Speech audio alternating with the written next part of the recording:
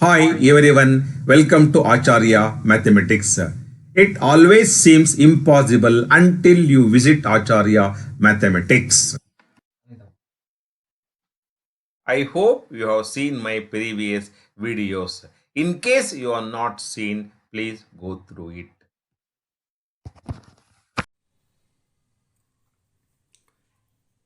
Welcome to Acharya Mathematics. Dear students, let us discuss first chapter 10 straight lines. So before going to discuss the chapter, just we recap on introduction.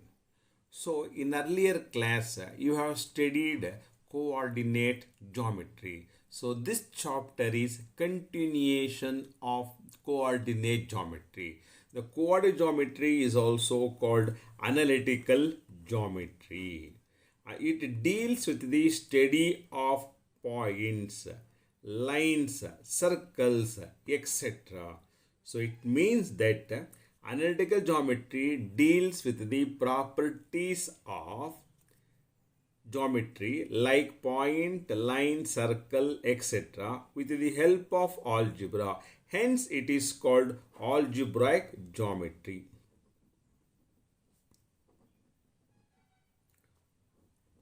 This concept was developed by French mathematician René Descartes. So this is a brief introduction of this chapter. So here we quick recap on what we have discussed in earlier class. So in 10th standard you have learned coordinates of a point. Yes or no? Here what do you mean by coordinates of a point? Suppose we have this is a white paper is said to be a plane. Okay, so here to identify a point in a plane, we use two mutually perpendicular lines. Horizontal line we called as x-axis, vertical line called as y-axis. So here this representation we called as Cartesian rectangular coordinate system, or simply we called XY plane. Suppose a point P is present on this plane, then how do you determine the position of this point? To identify or to recognize the position of a point, we make use of two real numbers that is represented by x comma y. Here x and y are real numbers. So x represents means x is called x coordinate, y is called y coordinate. So here x represents the perpendicular distance of the point from the y axis. Y coordinate is a real number. It represents the perpendicular distance of P from the x axis. Okay, got it here? So here x and y are real numbers, are used to find the position of a point on a plane. X coordinate of a point P is the perpendicular distance of a point P from y axis. Y coordinate of a point P is perpendicular distance of a point from x axis. So here position of a point depends on the perpendicular distance of the two reference axes, y axis and x axis. Can you tell me what are the coordinates of the origin? So here origin lies on the x axis as well as y axis. So it means that perpendicular distance doesn't exist from the x axis, from the x axis, and perpendicular distance doesn't exist from the y axis also. Yes or no? Here x coordinate of a point P is perpendicular distance of a point free from y axis. So to find the position of a point, first we have to note down the perpendicular distance of the point O from the y-axis, because the point O is on the y-axis itself. There is no distance. No distance means we represent it mathematically 0. And again, origin is lies on the x-axis, means there is no perpendicular distance exists from the x-axis to this point. Again here, y coordinate is 0. I hope you understood. Yes or no? Next, here we have drawn P perpendicular to y-axis. Just for the timing, I call it as it is N. It is N, and it is we consider as a point. We give the name as a M. Can you identify the position of a point? N means can you identify the position of point in terms of coordinates? To find the position, first we have to find the perpendicular distance of N from the y-axis.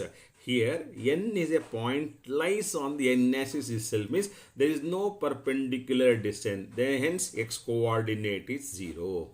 And y coordinate represents the perpendicular distance of N from the x-axis. So what is distance here? We have taken as y. Therefore, the coordinates of N is 0, y. Agreed? Next, here I am going to find the position of a point in terms of coordinates M. So here, to find the x coordinate of a point M, we need to find the perpendicular distance of the point M from the y-axis. So distance is x. Therefore, x coordinate is x. Next, y coordinate represents the perpendicular distance of a point P from x-axis.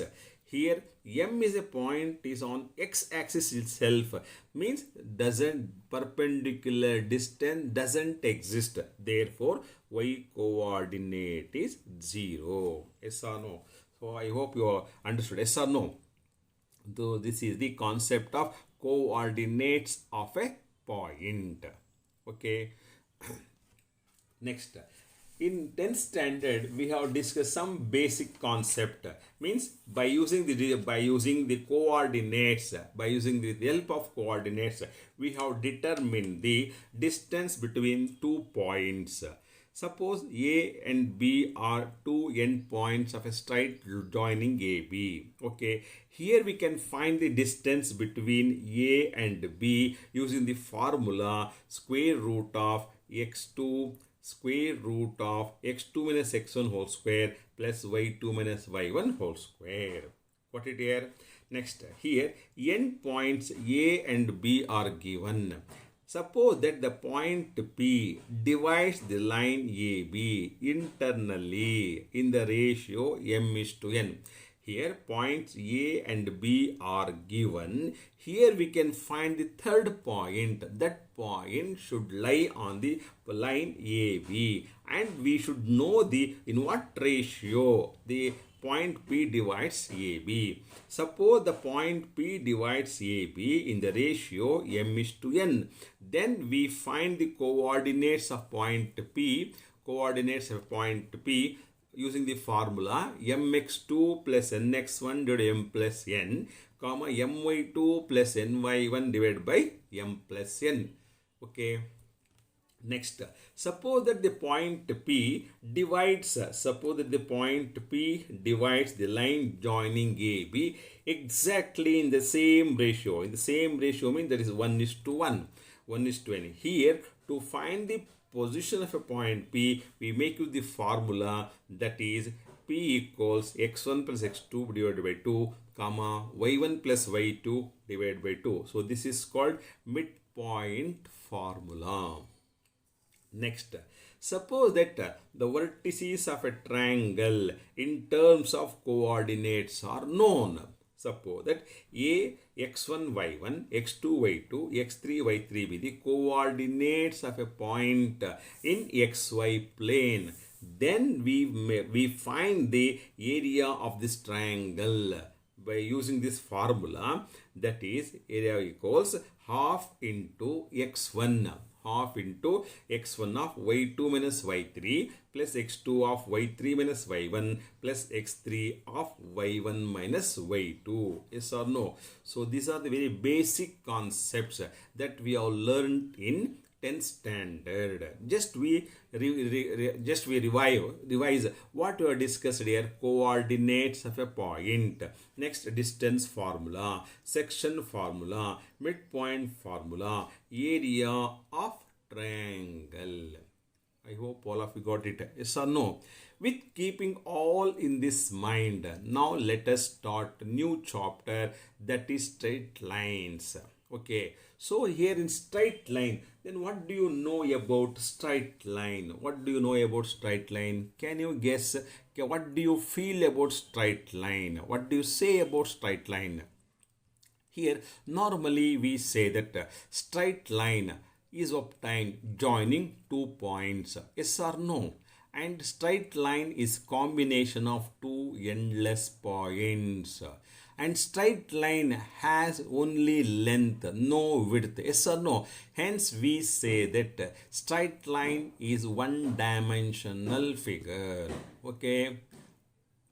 Next. So here on a straight line we do not find any curve. Yes or no? These are the observations we observed when regarding this straight line. Okay, now let us start this chapter. Here first we discuss the important concept is slope of a line. Here slope, or we call it as sometimes gradient also.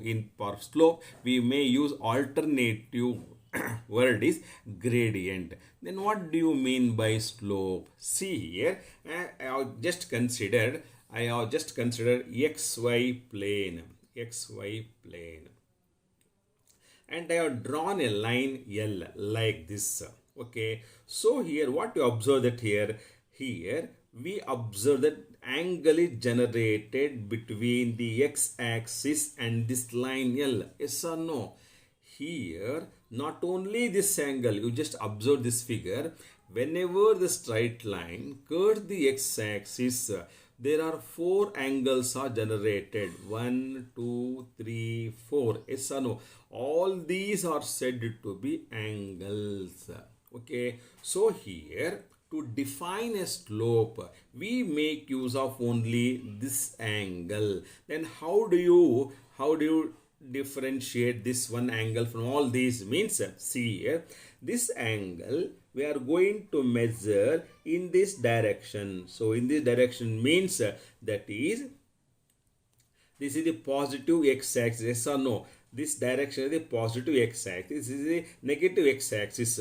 And it is measured in anti-clockwise direction. Anti-clockwise direction. Yes or no? So here, see here, if a straight line makes an angle theta with the positive direction of x-axis measured in anti-clockwise direction, then this angle is called inclination. This angle is called as inclination. Got it here? This angle is called as inclination. So here now we define slope.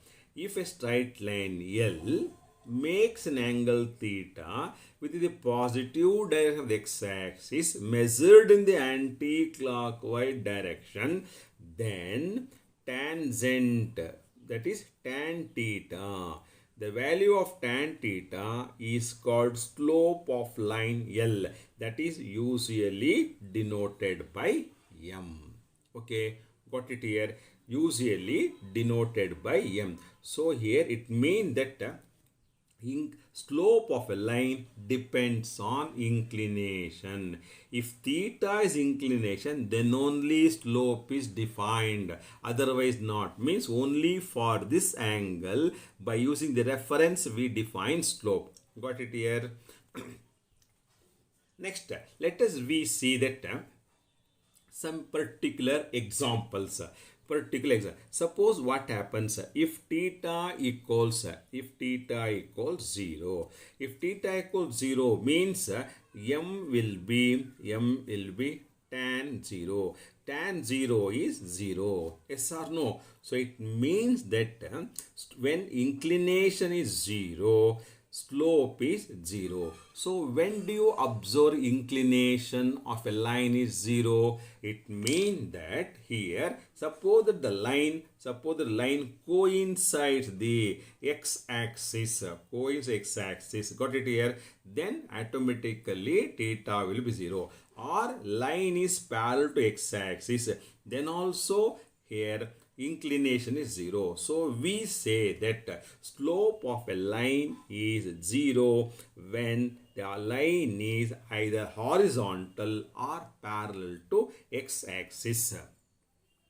Next, second point is when theta equals 90 degree, then slope m is equal to tan 90. Tan 90 degrees not defined. Then what do you mean by if a straight line, if a straight line is vertical, suppose assume that it is a straight line. If a straight line is perpendicular to x-axis, then inclination is theta. So in this case, slope is not defined. So we say that slope of vertical line is not defined. Slope of any vertical is not defined. Means slope of y-axis is not defined, or any line parallel to y-axis is not defined. Okay, got it here. Next, let us see that what happens when theta equals 30 degree. When theta equals 30 degree, slope is equal to tan 30 degree. Tan 30 is equal to 1 by root 3. Okay.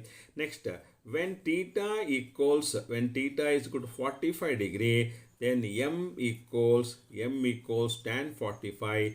That is equal to 1. Yes or no? That is equal to 1. Next, suppose that when theta equals 60 degree, then m equals 60 degree. That is equal to root 3. Okay, got it here. So here, next, suppose that the straight line may be like this.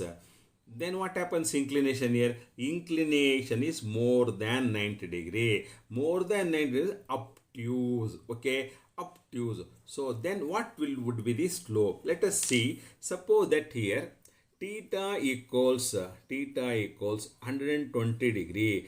Then slope is given by tan 120 degree. Tan 120 degree equals that is equal to tan of 180 minus 60. So that you will find in the trigonometric function chapter number 3. So if you didn't know, please you go through my video. That is, I have explained all these values for m equals trigonometric functions of allied angles and compound angles. Okay, so tan 120 degree equals 180 minus 60, that is equal to minus root 3. Suppose theta equals 135 degree, then slope is given by tan 135. Tan 135 is minus 1. Suppose theta is equal to 150 degree, then slope m is equal to tan of 180 minus 30,